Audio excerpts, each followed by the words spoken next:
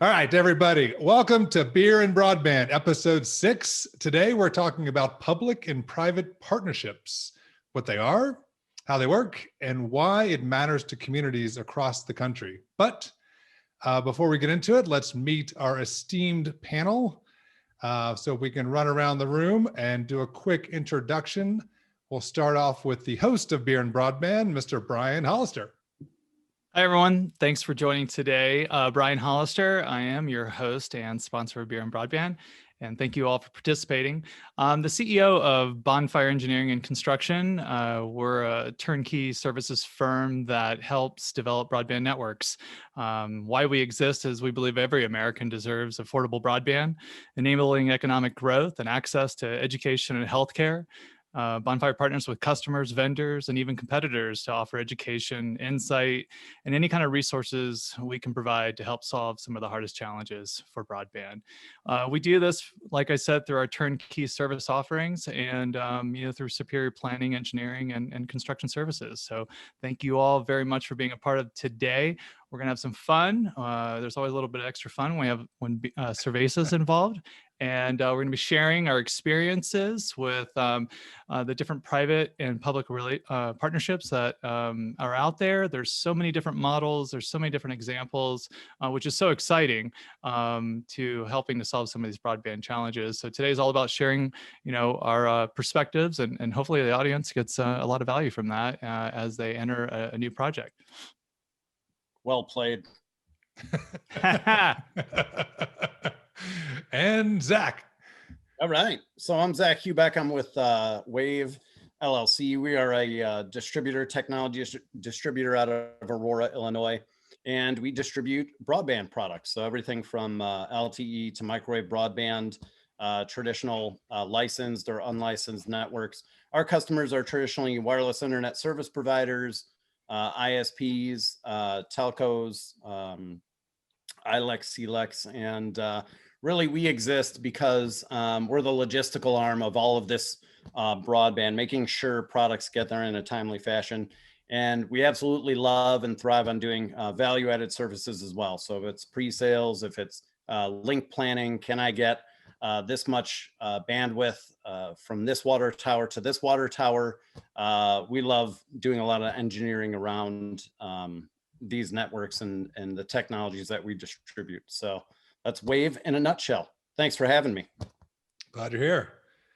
And the other gentleman, I can't make any ball jokes, but I will. So the other gentleman, Mr. Brian Worthen. Hi, I'm Brian Worthen from Mammoth Networks. We're a wholesaler and operate a network that spans multiple states, and we wholesale to WISPs and CLECs and municipalities, independent phone companies, small MSOs. And we also operate a traditional ISP in our home state of Wyoming and western slope of Colorado. And so we're a builder. We're a partner in 3 public-private partnerships as well. And so we've got a vast range of experience. Thanks for having me. Awesome. And Mr. Elliott. Hey, everyone. Russ Elliott. I am the CEO of Nothing. I have nothing to sell. I am the broadband director for Washington State, and I will work for broadband grant funds. Thank you for having me. That's a bumper sticker there. Absolutely. That is a bumper sticker. And last but not least, Eric. Hey, I'm Eric Forch. I'm the Broadband Development Manager for the Broadband Office for the Idaho Department of Commerce. We're the Economic Development Agency for the state of Idaho. So, yeah, here to bring broadband to rural communities in Idaho. So, fun opportunity, and thanks for having me. Well, thanks everybody for joining. You guys obviously have a wealth of knowledge. So let's get into it. Obviously, the discussion topic today is public-private partnerships. We know that a lot of communities, governments, they do see broadband as essential infrastructure, whether it be wireless, fiber, whatever the infrastructure is to get there. They know that that's going to support economic development, education, healthcare, digital equity, all these things. The elephant in the room, of course, though, is how do you make that happen? And the topic of public-private partnerships is obviously in the news a lot. The big question is, what are the different types of public or private and private partnerships? Yeah, I think that, when we think about that, Nick, there's probably three foundations to build on, and of course, so many additional layers to that. But I think of private investment and public facilitation. I think of private execution and public funding. I think of more of a shared investment and operational risk, right? So I think there's probably a lot of different models that are within each one of those.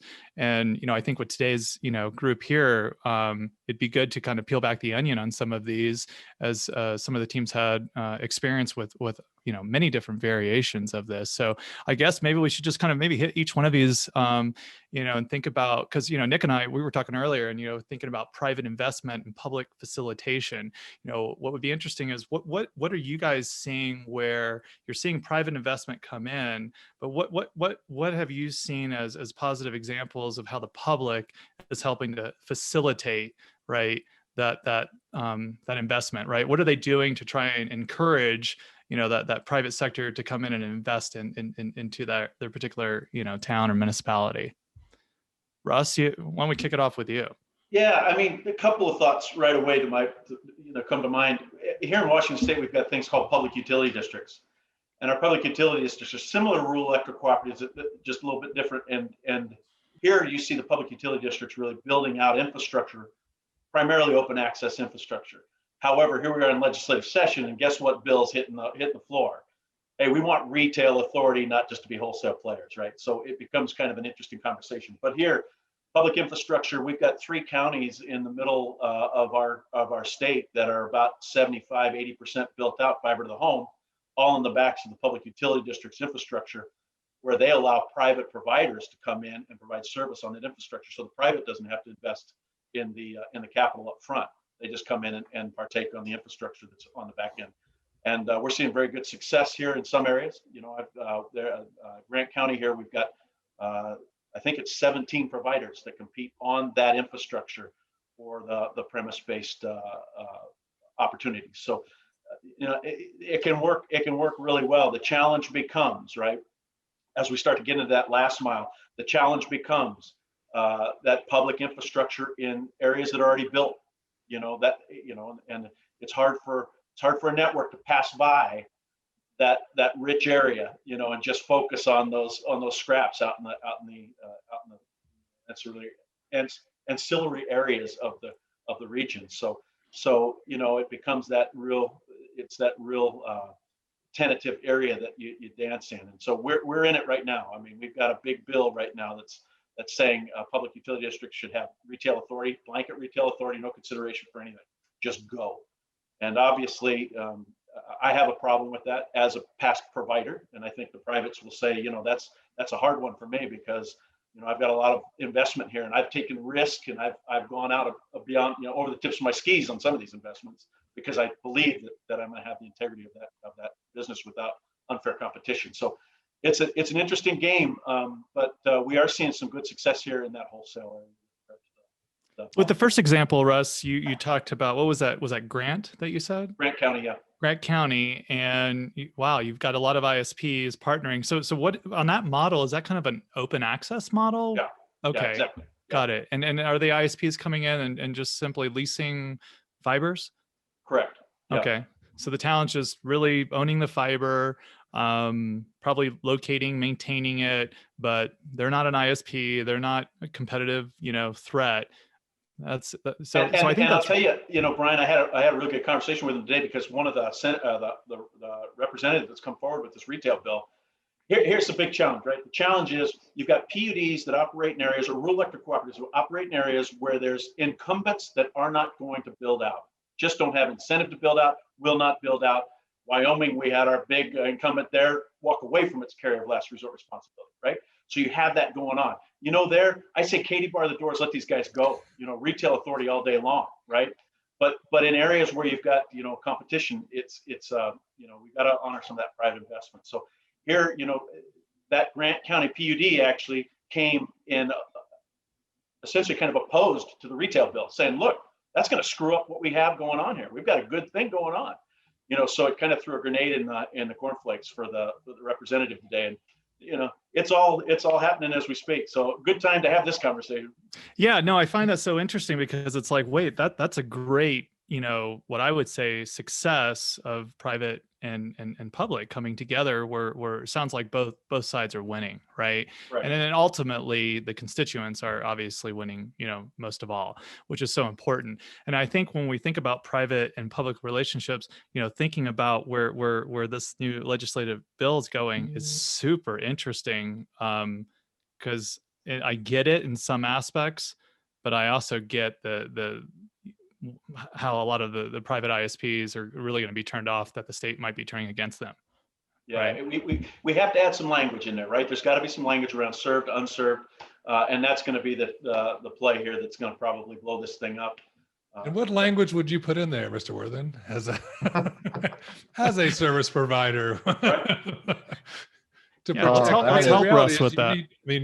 Businesses need to protect themselves too, right? I mean, I think we all believe in the greater good, but you're a for-profit business. Yeah, and I'm the business that Russ talks about, where we've put our own funds in, we borrowed money on our own backs, and we're borrowing money on a shorter term than utilities have access to. In fact, the PUDs up in Washington, if you look at that, those were established from a fiber standpoint and those open networks back in the BTOP days. So it was early on compared to other areas like in Fort Collins or somewhere like that. So the interesting part about this is providers in the PUD have literally put equipment in. I've got equipment in a couple PUDs up in Washington as well, and selling on those networks to my clients up there. The investment required to hang fiber, to extend laterals, that's a big investment. And to, ask a private company to stand by and watch public funds be used for that, that's tough. And the hard part is too, the utilities can actually borrow on a longer term. So you add that mix in. What's happening is at a 30,000 foot level, the market is seeing private providers cherry pick areas or look at areas with certain density. And if it's an underground area to serve residential, maybe skipped over, right? Because of the cost. And so the public is saying, we can't do this, but you also can't do it on the back of private investment. And then you've got equity funds coming in, and you've got public companies getting raked over the coals.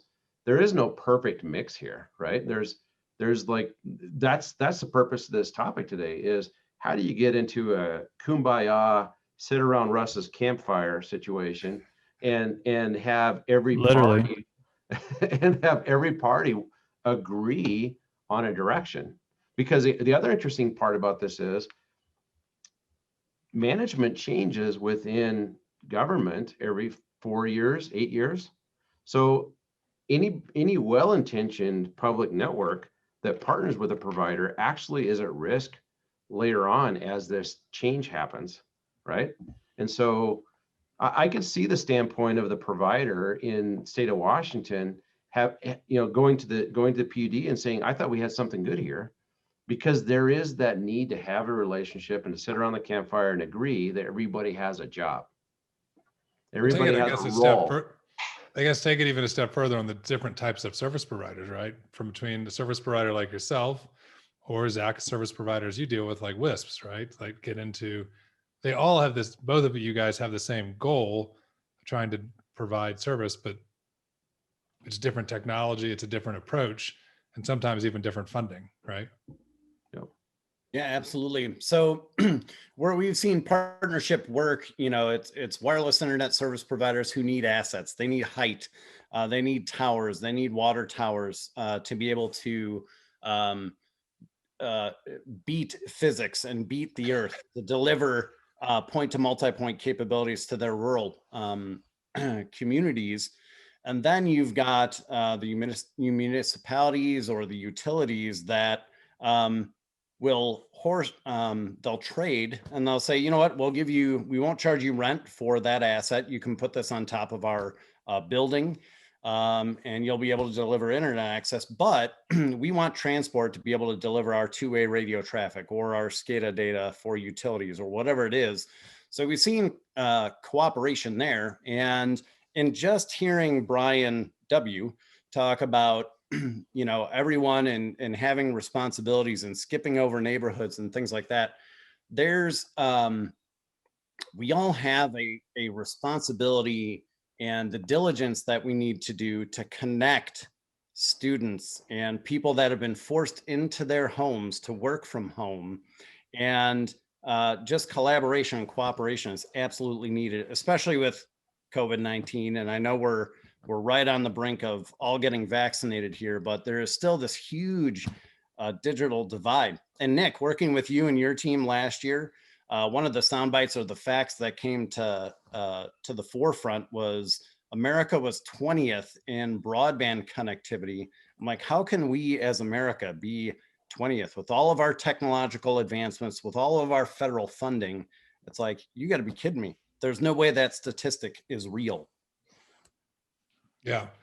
I think, I mean, I guess to go back to the probably Eric and Russ, like from a public perspective, is the model, I mean, you know, Brian went through a couple different versions of the public-private partnerships. Do you guys think from a public perspective, like, have we cracked the nut on the right model, or are we actually still trying to figure it out?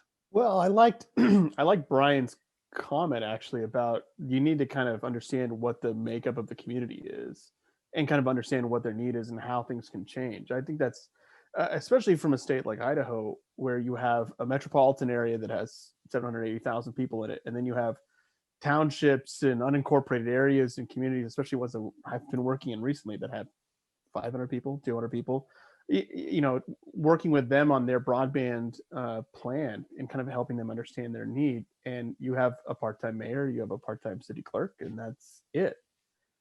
And they're kind of at a loss on what to do next and where to and at a loss for time, which is, I think, the biggest challenge for a lot. You know, is you have someone that's has a deep love for that community, but struggles to have the expertise to cut because they haven't spent 30 years in the world of broadband, and they're just kind of understanding what they're hearing from community members saying, listen, we have a need, what can you do? So I think that's where the key is really understanding and kind of figuring out what your assets are in the community and how you can best tailor that and tailor the approach. I mean, certainly when we used $50 million worth of CARES Act dollars to deploy 30, and we ultimately reimbursed $38 million worth of broadband grants projects across the state of Idaho. So around 83 projects we completed over the course of 6 months in about 147 communities that we touched through those, in about 30,000 households. So, but to Brian's point, I mean, I worked in Southeast Idaho on a project that was running fiber through a town of 300 people, or worked on a fixed wireless solution in one of the counties that in Lewis County that covered a quarter of the entire population in that county through like 12 towers that they built out. And so to be able to kind of go to legislators in that area and say, listen, again, you need, you know, some people may want, you know, fiber to the home, but listen, through this dollar, you know, this grant, we were able to kind of connect a fourth of the county to a fixed wireless option that provides them with broadband right now, is a monumental achievement and something to kind of, and so again, it's super complex, and that's why we don't have an answer for it right now. I mean, if this problem was easy, it would have been solved. I guess that's, I mean, go a little bit into the why, right? I mean, obviously there's tons of CARES money. There's a lot of funding towards this. Do you think that both, and I'll put this on the public and the private side, I mean, let's maybe start with the public side. Everybody knows we need, to Zach's point, like we need to not be 20th. And I mean, we need to be way up there from a broadband perspective. But when the legislators meet and the PUCs and everybody else, like, do people actually understand the why, right? We talk about, economic benefits and healthcare and education. Do you think those are, and I'm not being flippant, but I mean, do you think those are sound bites, or do you really think there is an understanding of how, once the broadband is in the ground or in the air, of what to do with it? Do you think that on the public side, they know what to do? No. No. I mean, I would say there's an understanding, at least now, that broadband is a critical need. That's Step been one. that's been, I think, that's been the greatest impact, I think, at least for us, that we've seen in terms of COVID, that at least it has made everybody aware that broadband is a critical need. So that's good. But then what to do is, it's still up in the air. Yeah, listen, Nick, we got antiquated systems all the way around, right? If we really knew this, the FCC wouldn't be messing around with 25.3. We wouldn't have the USDA talking 10.1. They don't have a clue. And that's how we're leading our funding. We're building infrastructure that when it's done funded, it's out of date. It's no longer useful. So if we truly knew what we were talking about, we'd be talking about building networks that we could live with in the next couple decades. You're going to get my soapbox real quick, and then I'll get off, and I'll let everybody else talk, because I can't. Will your camera zoom out enough to see the soapbox? Soapbox. Get I'm on the zooming in. soapbox. I'm coming in. No, I mean, here's the deal, right? We're going to see a stimulus package. It's going to happen. There's going to be an infrastructure package. When that infrastructure package comes, it's going to be loaded with broadband infrastructure. If we fund one network that my 5-year-old son has to pay for in 20 years, that is not around and functional, and he's able to use with stimulus funds, criminal. It is. We need to quit screwing around. And that's why Washington State's taking a lead on this. And it's aggressive, and I know it's expensive, but our goal, 2028, 150 symmetrical, right? To everybody. We're not screwing around up here, right? So, and is that attainable? I don't know, but we're going to put that as our moonshot. We're going to focus on that because we want to build networks that are going to be around for a long time. We be technologically agnostic in areas where we have to be, because that's where we have to think, where it's going to cost, an arm and a leg, like we did with the Ho Tribe and SpaceX. But I'm going to tell you right now, it is incumbent on us as leaders in this industry to continue to work on building those scalable infrastructures and not mess around with subsidizing the billions of dollars we do in 10.1, 25.3, and antiquated asymmetrical networks. Okay, I'm done. Russ, have you had a lot of pushback from ISPs about that 150 symmetrical in terms of a technology? Yeah, of course I do. Like challenge? Yeah, of course we do. But you can't argue with the fact that we got to build. You can't argue with the fact that today. So I'm doing a broadband test to the premise in this state, right? I've got 45,000, 50,000 dots on my map right now. 68% of those dots are showing less than 25 megabits to the prem. On today's networks, where we have the need to do healthcare, education, commerce, work, multiple works, precision ag, entertainment. Remember, we used to use broadband for entertainment. All a lot of times, all at the same time. These networks aren't built for this, right? And so we have to continue to help that. That's the public side. Bottom line is, there is no right answer. It's not public is going to be the right answer. Private is going to be the right answer. It has to be a work together. We have to come together with our providers. We have to support our providers, and we have to support them with public assets and public funds, right? So we can continue to do the good work that's going on out there. All right. I'll mute. Wow, that was awesome. That was a hell of a soapbox. Yeah, get fired up, Russ. I like it.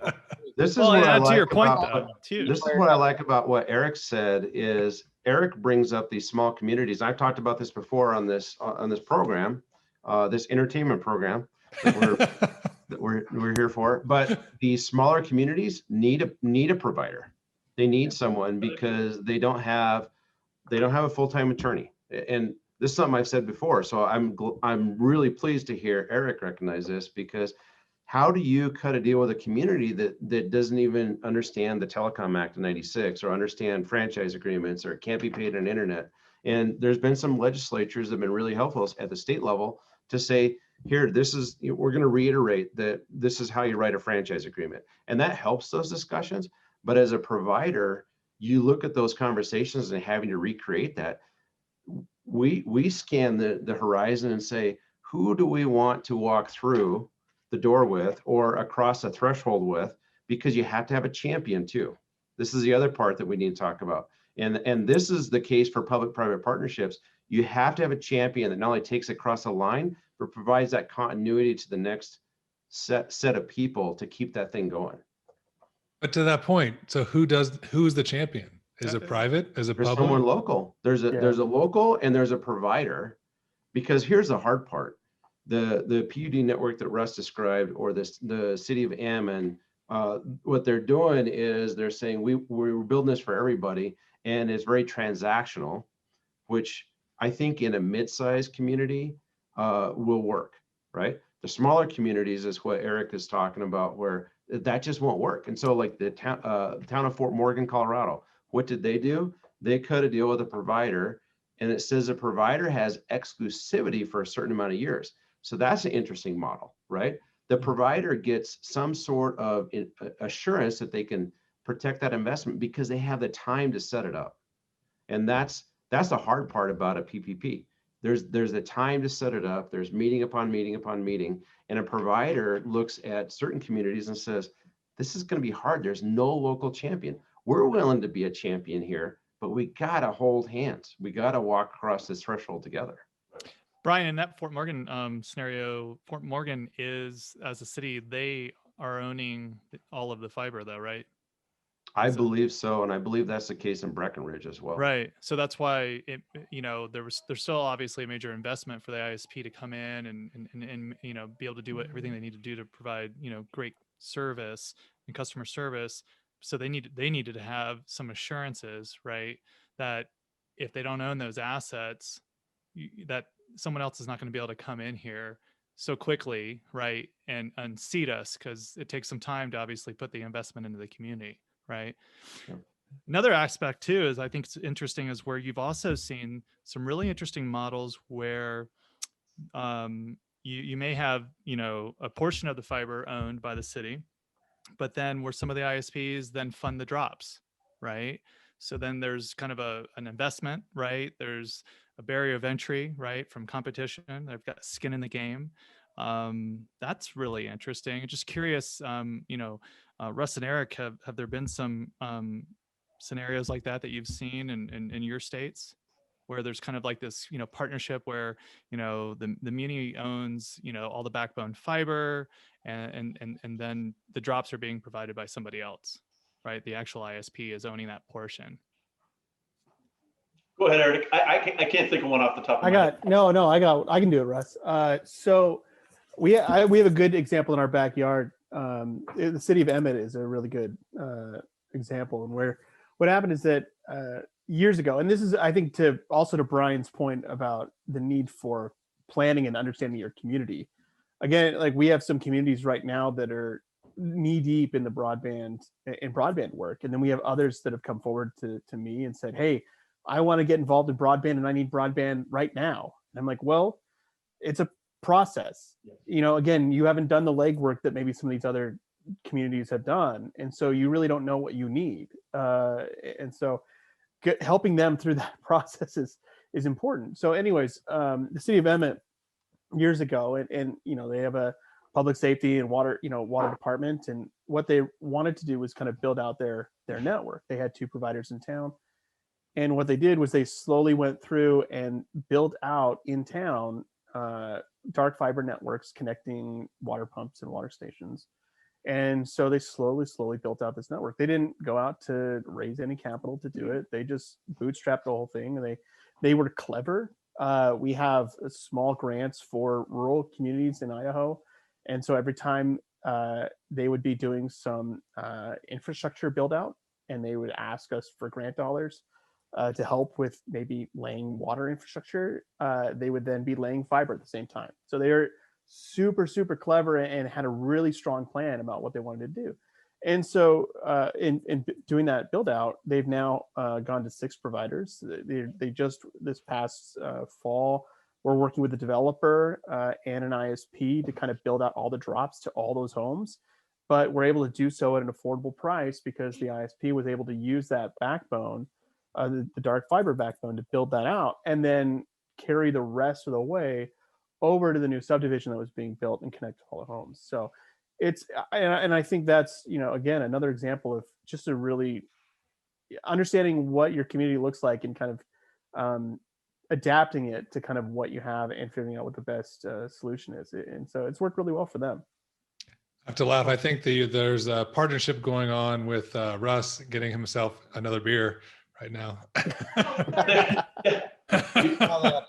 Was that the You 5-year-old? think? That's a private partnerships, what that's That's called. Yeah, this is private. The funny thing is, I've got a senator that's begging for my attention right now, and I said, I'm busy. I don't have any time for you today. I put him off for you guys. Awesome. Nice. Awesome. That's nice, Russ. That's commitment. Just don't let this get out. Don't let this hit the internet. Really? This won't be on Spotify or Apple or anything. No, it's fine.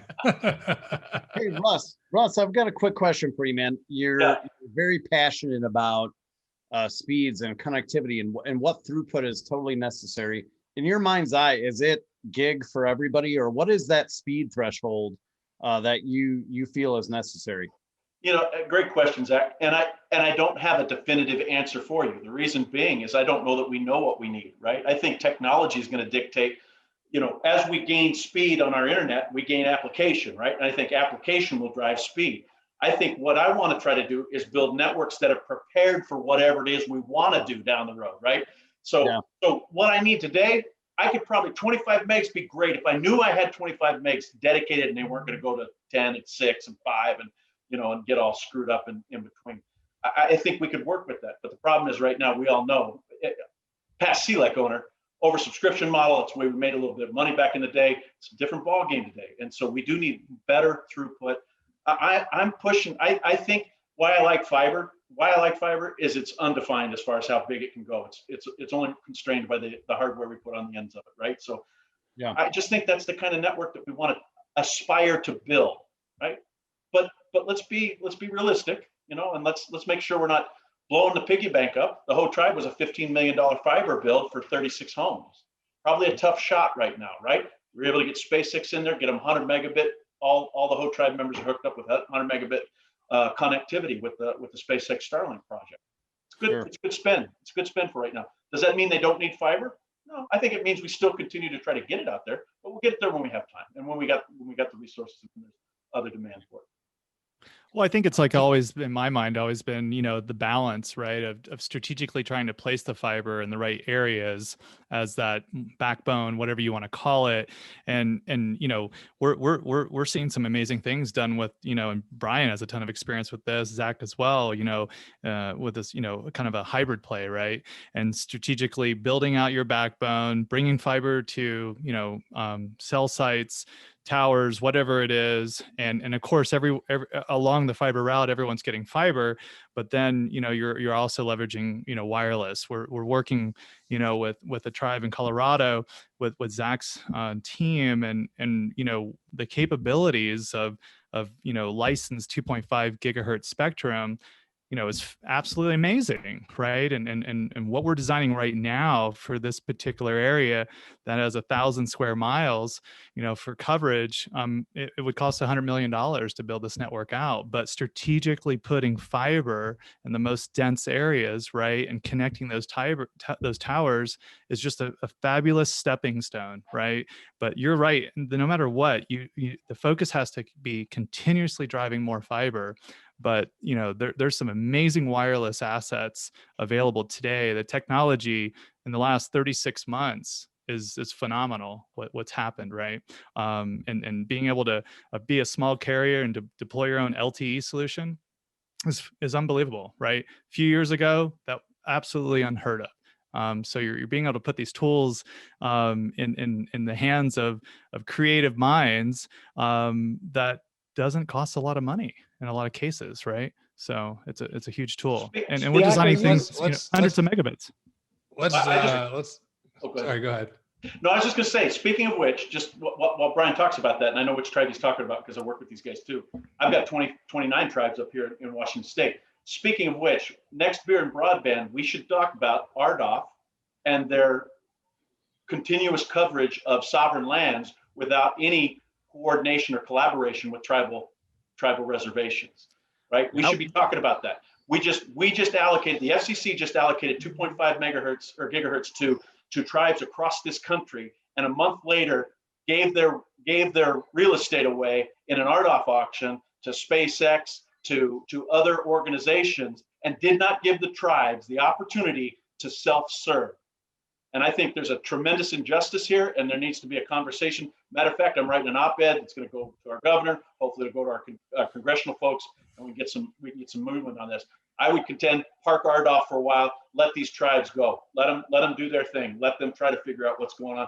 Don't saddle them with Viasat and SpaceX as the best technology they can have for the next 10 years. That's an injustice, and it's bad policy. Well, it's just let's just see who that let's geek out and see who there's the Jedi Master here. Nod to both the Star Wars aficionados. Let's technically though, Russ, to your point, is there really? I mean, there's the approach of we call it the dark fiber approach, the lit fiber approach, the conduit approach, these different approaches where the service provider owns some assets, the service provider owns assets.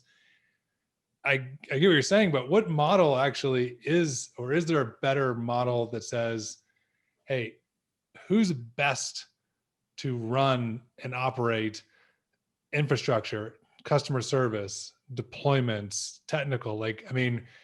There's a lot. If we all want the same goal, the whole point of public-private partnerships is the same goal. Is there really, look, we're all good at certain things. Who's better to do certain functions versus just saying, well, just because I have the money, I'm going to own it. You're setting me up for a punch, aren't you? That's simple. The provider is the no-brainer on this one because they're the expert in the field. Allow them to do their core competent and let them do their work. However, that said, 90% of the cost is putting a plow in the ground. If we can offset some of that cost to allow the provider to be more efficient at what they do, let's do it. So don't you be doing that to me, Nick. I would answer this a different way because I think there's no right answer, but I saw something interesting happen in my home state about 10 years ago. There was one company that held the contract for all the state agencies and schools, and the CIO said, we're going to support local providers. This company that held all these contracts was from out of state, obviously. They were public, and it did not help the provider. Okay, so we can talk about which public-private partnership's the best, but who do you want to partner with is the question. So you've got the provider that has been trained by federal funds in the small independent territory to spread their investment out like it's a commercial real estate property, right? So it's all about ROI. It's not about delivering to the neighbor or striving to deliver on a schedule or a timeline. It's, hey, this is the amount of people I have. This is the amount of funds I have. I don't want to roll out too fast. I have 10 years to roll out these funds under Connect America, ACAM, whatever. So there's that group. There's another group that got into the ISP game. They're making a good living and they're getting a little longer in the tooth, whatever, for whatever reason. They look at it like it's a lifestyle business. Okay. And then there's a third provider, which I like to classify myself as, that is willing to go out, borrow funds, and build quickly, right? And using wireless, using fiber, using whatever tool in the chest. And then what's interesting too about this conversation is we're talking now about a fourth provider where the municipality is their own provider. And so that lends itself to the question you just asked. So the question then becomes, who does a community want a partnership with, right?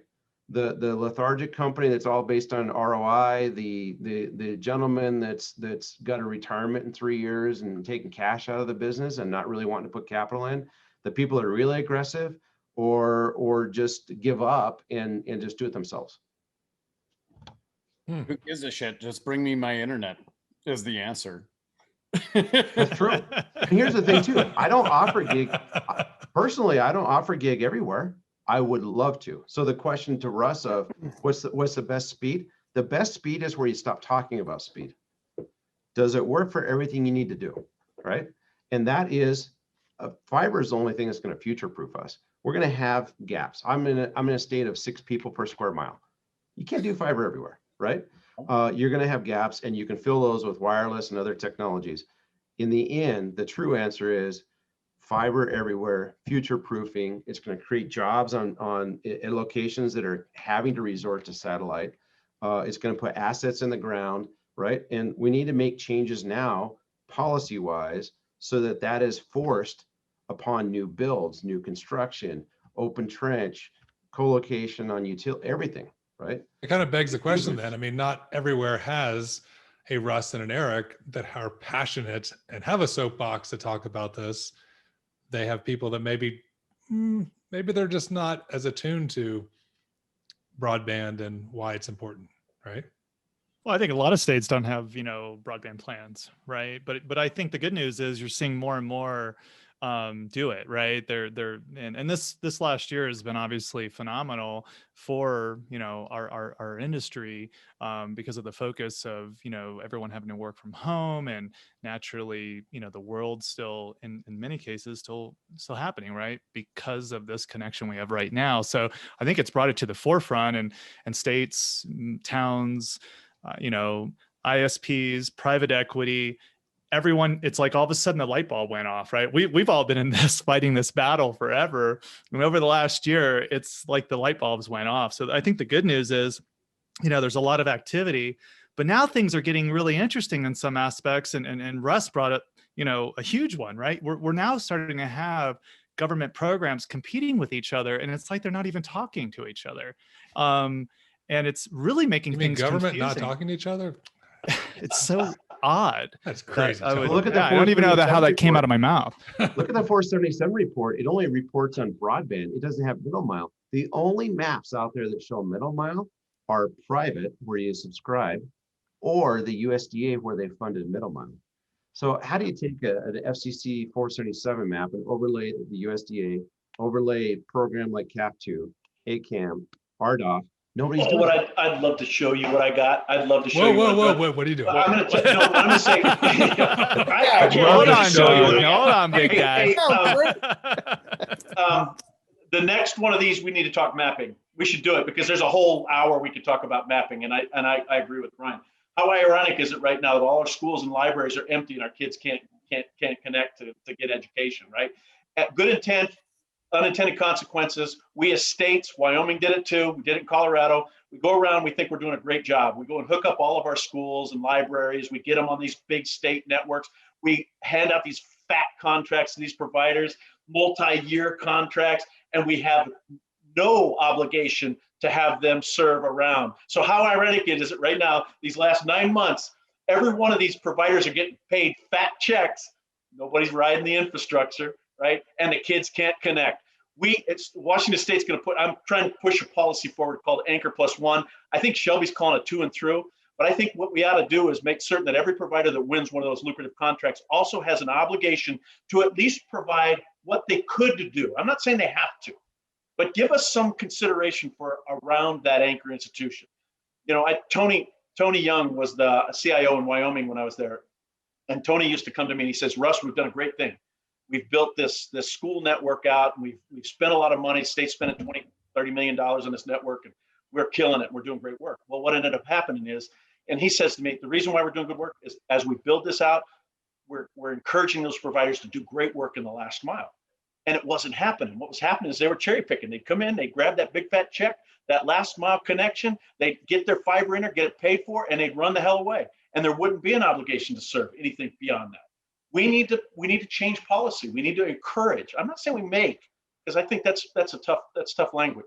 But I think we encourage, hey, give me some plan as to what it looks like when you do build to this small town of Lost Springs, Wyoming, 4 people, or JM, 15 people. And when you build to the post office, you get that anchor tenant, right? How are you going to serve the folks around there? Who are you going to partner? Doesn't mean you have to do it. You can partner with Visionary, partner with somebody else, but show us a plan that you're considering everybody, not just the fat client. Russ, those kids can connect, man. They just got to sit in the parking lot with their mom in their car. What's the problem? Yeah, no problem. I'm obviously being a jackass there, but Are we going to see, guys, the acronyms, the government acronyms are all out there. There's CAF, Connect America Fund. There's the Rural Digital Opportunity Fund. And then you've got E-rate. And E-rate is focused around that networking, that infrastructure in the school, even one-to-one programs. And then that child goes home with that device, that tablet, and they go home to mom and dad who can't afford internet, which is exactly what you're talking about, Russ. Are we going to see the federal government kind of merge these RDOF? I think the newest acronym is CRRSAA, and I don't even know what the whole deployment is.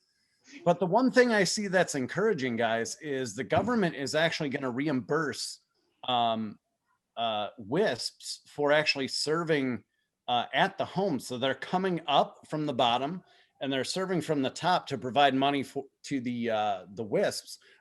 I guess my question, in a long verbose way, maybe I'm buzzed, is are we going to see a blending of these RDOF, CAF programs and E-rate programs come together? Let's go down that rabbit hole. Well, it's interesting, Zach. Even like I know as like a state, that's the approach we did, and that's, and you kind of see this. For me, I see this three-legged stool problem that you have, right? It's like you go into an area and it's like, is the issue infrastructure? Is the issue cost? Or is the issue devices? And I was just looking just this afternoon. I was looking at a winery location. They were having poor broadband, and I looked at one of the providers. What? That was a tough site survey. Oh, it's awful. I mean, the companies I have to work with, it's yeah. Anyways, but their option was to get for broadband. Actually, they couldn't even get broadband speeds as defined by the FCC. It was 24 was the 20 down, 4 up, but that was $160 a month. And we've certainly experienced this too with legislators, which is a blessing in disguise, who only can get access to satellite. And they're like, well, we're on all these Zoom calls. And so I now have a $300 a month internet bill. I mean, and for people making 35,000 a year, maybe their household's making 42, maybe 45, maybe if we're lucky in some of these rural areas, a $300 internet bill, a $60 internet bill is quite a bit of money. So mortgage payment. Yeah, it's a huge issue. So I was really happy like this year. So in addition to kind of like carving out dollars for infrastructure, we also carved out money for devices using CARES Act dollars, and then using money to also cover and defray some of the costs of internet subscriptions. So we went and bought devices for all the students. So all the school districts submitted to the Department of Ed and said, this is how many students in our area don't have devices. Let's buy some. So they went out and bought a whole bunch and sent them to all the students. And so I think your point is right on. We have to start working on these approaches. And it was, I got this story from an ISP, and there was a family in North Idaho, and they were struggling because the kids at home, the only thing, so one, they didn't have internet, so they didn't have broadband at all. And then two, they were trying to do schoolwork, and the only device they had at home was the mom's cell phone. That was it. And it's like, how are these kids supposed to even keep in touching distance with their other students, let alone like trying not to fall too far behind? And so that's a huge issue, because you figure, and I am not alone. I talked to, it's like we have other counties that where I talked to a county commissioner, and they're like, we're seeing students all over the place that don't have access to internet, and how are we supposed to learn? And they don't have anything to connect with. So it's a huge challenge that needs to be addressed. I guess you think about it, that we really do focus on public-private partnerships as truly the infrastructure, the delivery, the maintenance. We don't really, it really needs to take it to that next level of, Zach, what you're saying, like it's, and Eric, like all the way to the home, right? It's not just that. How do you, both from education, marketing, selling, like informing, like all the pieces of the pie, not just, where the money is so much focused on just the build. And, if they build it, they will come kind of model. Well, that doesn't always solve the problem, right?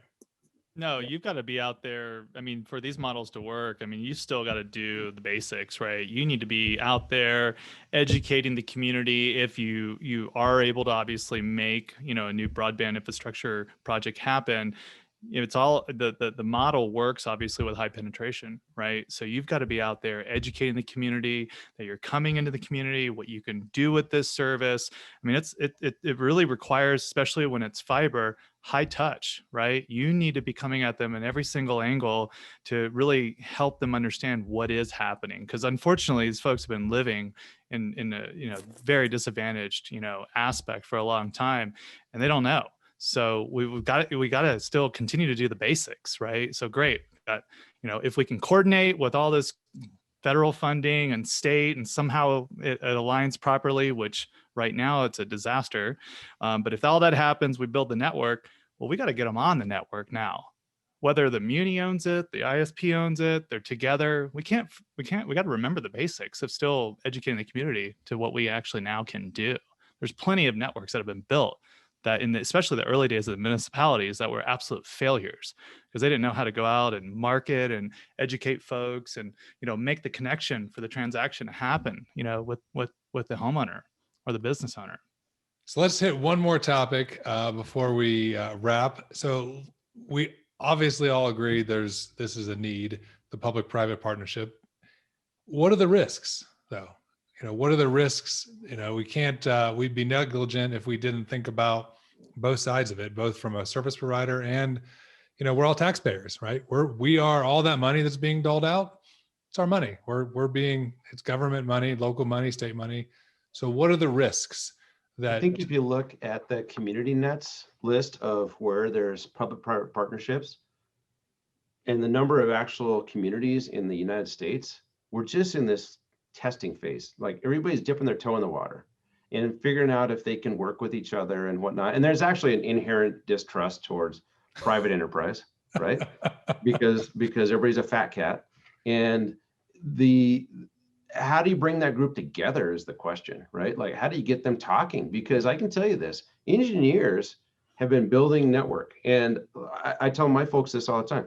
We can build network till we're blue in the face, but to Hollister's point, you got to actually go promote it.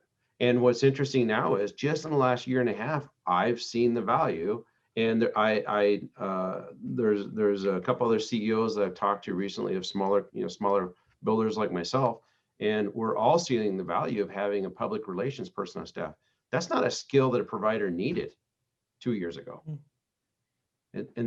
So how do you bring those groups together? Because everybody's just dipping their toes in the water right now. That's my observation. If to add to Brian's point, sorry, go ahead, Russ. No, go. You're adding to his point. I was just saying he's reaching for a beer is what he's doing.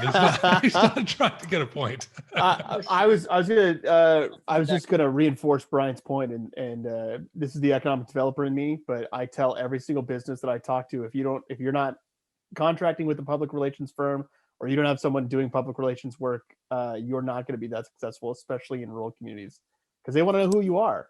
They're not just going to sign the check and say, great, go do your work and never see from you again. They want to have a relationship that's long-term, and they want to understand that relationship, how you are going to work together to better the community long-term. I think that's a huge point. I mean, even for, Bonfire, for us, as we've continued to develop relationships with folks like yourselves, I mean, it's been an absolute game changer for our business and learning, the types of value that we can share from the learnings of working with you guys and others. So, I mean, it's vital. It's been a major pivoting point for us. And I find myself spending as much time as I possibly can working with, folks like yourselves. So it's been awesome. But, so many years ago, you guys didn't exist, right? So, I mean, this is a huge value that states are now starting to see, and employing a broadband plan and focusing on it. So it's positive.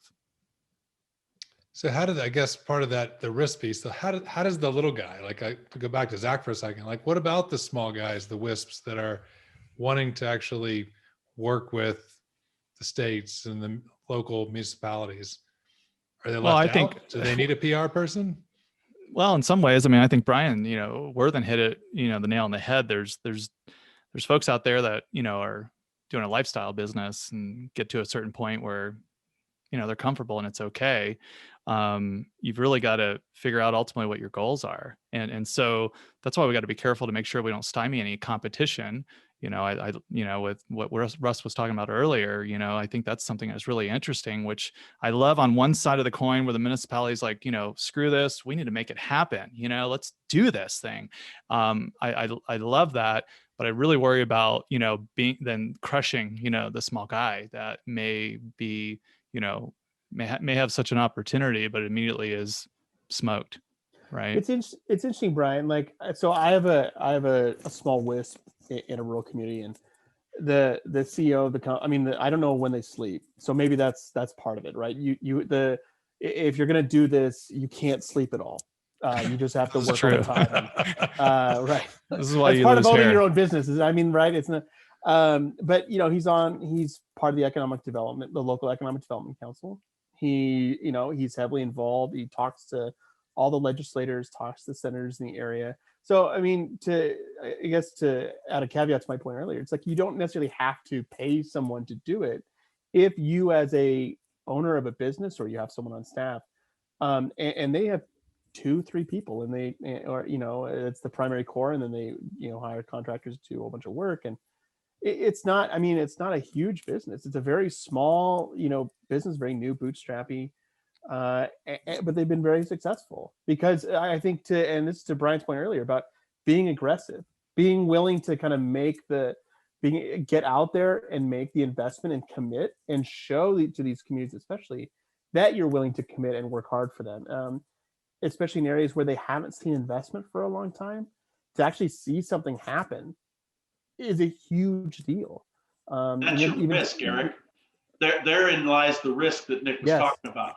Yes. These providers, like Brian and others, are willing to get out over their skis and invest a little bit more to get into regions to help people out, because they're there to help the people in the region, to help the people, their neighbors, their friends, those folks in those in those areas where they live and work and play. Right. Yeah. The risk is you start to compete with that with taxpayer dollars. You kill that incentive for those folks to go out there. I have a rural provider that's out here. He's willing to throw $6,000-7,000 a pass to build fiber to a home. If tomorrow we said, PUD, you can have retail, and the retail started going right, I'd kill that guy. I would kill him tomorrow. So there's your risk. Your risk is you're going to kill the incentive for the providers that are actually doing the good work in the rural areas. And I'll say one last thing, and I'll be done. The one thing we'd be remiss if we didn't talk about right now too is the big, hairy, audacious gorilla.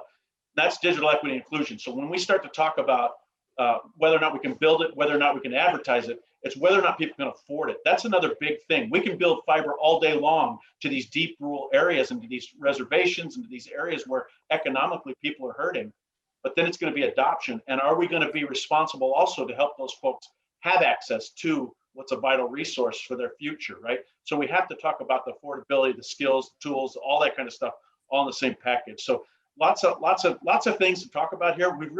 We touched on a bunch here, but this is cool. But the risk, really, I think, in my opinion, is we kill the incentive for the entrepreneur to go out and do the good work that they're doing. Not just the incentive, the spirit. The spirit. Yes. Right? Yes. Yeah. Exactly. Well, it's like we talked about a minute ago, Russ, with some of the funds now overlapping each other and canceling out potentially even initiatives, right, that took years to build momentum. So it's like, it's scary in some aspects, right? Where you're like, it takes a village, of course, to make some of this happen. And then now we have competing programs, at the federal level that aren't talking to each other. And then folks like yourselves are much closer to your communities and knowing really what you need. And then now, RDOF and other things are stopping that. So there's risk all over the place, Nick. I mean, it's risk of investment. It's risk of thinking, you've got a partner one day and next thing you know, you've got a competitor. There's a lot of risk, right? And so the beautiful thing is everyone needs this, and that's why we're all in this business. But there's still a lot of risk out there to be considered. I think there's a physics risk as well, gentlemen, because when you look at a program like RDOF, it's different than CAF, because in RDOF, he or she who can bring gigabit will win.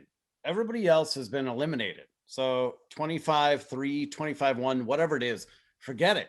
If there's a gigabit provider there, great. And to Brian W.'s point, it's a tier 1 carrier may not have the same spirit or grassroots. I'm going to pick my community up and I'm going to deliver this internet access to them. They may not have the chops to bid on an RDOF fund, and physics wise, they may have all sorts of foliage or no rights of way as far as construction to bring fiber to the home. And those that can bring gigabit or satellite that can come in and deliver a better service than they can, they're going to be eliminated. And then also to Russ, excellent point, brother. What happens when the CRRSAA, and I still don't know all the words that are involved in that acronym, what happens when that funding runs out from the bottom up? So the residential homeowner gets that rebate that the WISP can recognize. What happens when that runs out and mom and dad can't afford $75 to $100 per month? And then that child, God forbid COVID lasts more, or the next pandemic happens, the child is forced home. They have to do their work from home. What happens to mom and dad when they can't afford $75 per month for whatever service level? So lots and lots of challenges. So Nick, 15 more beer and broadbands, I think. We got a lot of shit to talk about. We got a lot of shit to work out. This was actually like a brainstorming session. That's what it was. We just established a bunch of bullet points. All right, gentlemen. Well, it has been, the time has flown, but it is now time for kind of the parting thoughts. So I guess my parting question, for all of you to answer is, and for the gentleman on the public side, what would you tell the private people? And for the people on the private side, what would you tell the public people? And then we'll call it a wrap. I think the Beatles said it best. Come together. Come together right now. This should be our departing song, Nick. I know, right? But really, that's really what it boils down to. What is the overall mission? What are we trying to accomplish? We all recognize we have to be connected to learn, to run our businesses, to stay connected via telehealth, because we're telling people to stay away from the hospitals unless this is happening. So how do you still care for those people who might have a numb left arm, who might be having a heart attack, but not COVID symptoms? You're telling those people, stay away. And in order for you to do telehealth or prescribe medicine or whatever, you need frickin' connectivity. And so we got to come together. We got to solve this. I don't know if it's public or private or whatever it is, but the bottom line is America cannot be 20th in broadband connectivity with all of the resources we have available, all of the technological advancements. It's come together and get it done. Love it. Mr. Worthen. Yeah, it's obviously this pandemic has had us rethink networks like DSL. Those have obviously gone the way of the dodo. But the trend in the last few months is actually rural migration from cities, because they can seek healthcare more readily and it's more available in rural America. And I think that's going to drive more public-private partnership discussion. Why is this not solved for, right, in these gap areas? But the most compelling part of this is every network is a public-private partnership. If I don't go into a community and build a relationship with the utilities folks, with the city, with the county, I'm failing.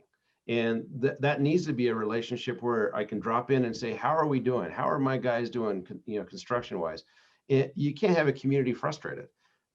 The next step is picking, if you find someone good to partner with, bet on that partner, right? Like, don't keep spending money with the person in the community that's not doing good.